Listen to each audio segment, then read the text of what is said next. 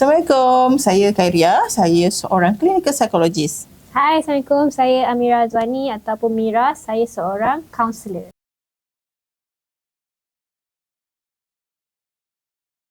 Apa yang saya buat? Saya buat diagnosis, clinical assessment untuk penyakit-penyakit mental macam depression, anxiety, borderline personality disorder. Saya juga buat assessment, psychological assessment untuk mereka yang mengalami term learning disability, sama ada kanak-kanak ataupun dewasa. Saya sebagai kaunselor, saya membantu klien saya untuk menyelesaikan masalah mereka. Tapi yang penting bukan kita yang selesaikan masalah diorang, kita yang guide diorang untuk menyelesaikan masalah sendiri. Contoh masalah-masalah seperti masalah keluarga, masalah relationship, friendship. Kita juga membantu clinical psychologist. Mereka ada simptom klinikal atau tidak dan refer kepada pakar yang seterusnya, which is clinical psychologist dan juga psychiatrist.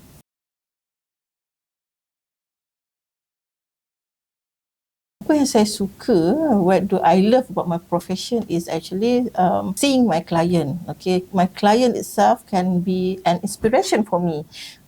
So we can learn from them daripada experience dia, kan, daripada apa yang dia cerita dan juga apa yang dia alami tu sebenarnya memberi satu bukan saja inspirasi dan juga kita boleh belajar daripada mereka. What I love the most about my profession as a counsellor, it is very satisfying bila kita dapat tengok klien kita tu berubah daripada seorang yang mungkin very sedih, very depressed kepada seorang yang lebih matang dalam membuat keputusan, lebih ceria dan tahu apa yang patut buat sekiranya diorang ada masalah yang lebih kurang dengan apa yang diorang pernah consult dengan kita tu.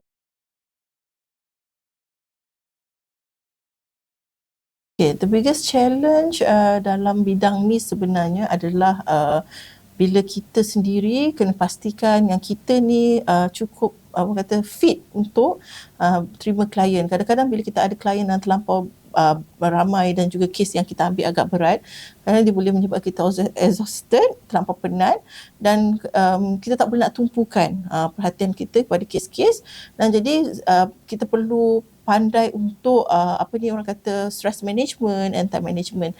Dan ada kala juga saya rasa ini menjadi satu challenge untuk kita bila kita seorang yang profesional dan belajar psikologi, tahu buat counselling, kan, pasal diorang akan anggap kita ni sepatutnya kena always be stable, when in fact kadang-kadang kita pun ada juga masa-masa yang kita terganggu dan juga kita terpaksalah untuk cari the best way untuk coping dengan isu yang kita alami. So the biggest challenge for me ialah sometimes apa yang kita bantu klien dalam sesi itu sendiri mungkin berguna untuk dia semasa sesi, tapi lepas daripada itu, contohnya bila dia balik rumah, masalah yang sama still ada. Contohnya kalau masalah dengan family, kan, dalam sesi dia orang in a safe space, tapi bila balik rumah they still have to face the same thing. So that is one of the biggest challenge lah for me. Kita boleh support dia di sesi saja, tapi dekat luar they have to fight for themselves. Sometimes kita rasa macam kita nak bantu klien ni habis-habisan, tapi kita kena tahu there's a boundary, there's a limit.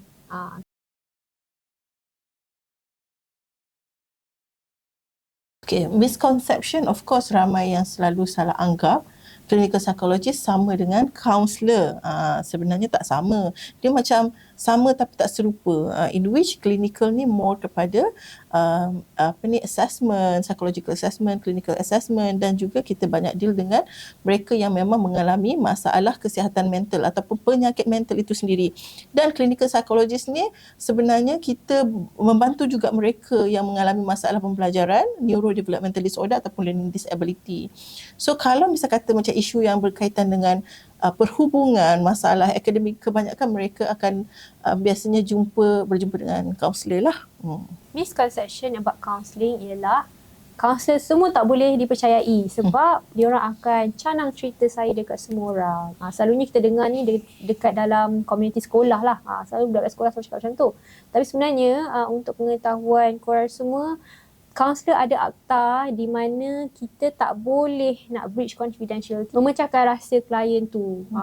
Cuma ada dua keadaan di mana kita boleh pecah rahsia. Satu ialah di mana klien tu dalam keadaan bahaya. Contohnya self-harm to the point where it's life-threatening situation. And satu lagi, kalau the client ada potensi untuk harm other people. So itu saja case yang terpakai untuk kita breach confidentiality.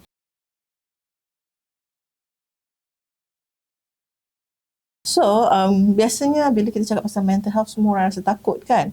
Ada yang rasa macam, aku tak nak jumpa lah psikologis ke, even counselor ke. Sebab apa? Kita rasa macam nanti orang kata kita gila. Tapi when in fact sebenarnya kita kena melihat ni sebagai satu di mana kesihatan mental, tanpa kesihatan mental tak adalah kesihatan yang secara menyeluruh. Jadi kita tidak semestinya kena melihat kepada kesihatan fizikal sahaja, tapi kita kena mementingkan juga kesihatan mental untuk kita menjaga kesihatan mental kita ataupun mengetahui yang kita ni sihat ke tak dari segi mental dan juga emosi, kenalah berjumpa dengan profesional. So macam apa yang Sister Mira pernah cakap tadi, which private and confidential, in which kita akan menjaga semua data dan juga information about our client, sama seperti macam kalau you pergi klinik, macam tu juga dia protect data you, kita pun sama juga akan protect data you. Okay, so datang untuk dapatkan bantuan.